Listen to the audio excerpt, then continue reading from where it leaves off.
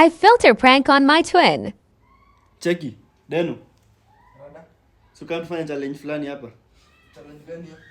Fulani kama nikushow vile inaenda. Okay. Unafaa unakaa unaketi hapa. Buka hapa. Hapa. Kwa nakaje macho kwanza. Aje. Siko fiti hapa. Oh. Ndio hiyo. Ona. Aje. Rada macho yangu. Macho iko na nini? Inakaa iko hapa katikati yote. Macho iko sawa. Macho yangu haiko sawa, mimi sikaangi. Unakuanga hivyo. Una venye nakaa. Kai. Sikaangi hivi. Unakaanga hivyo buda.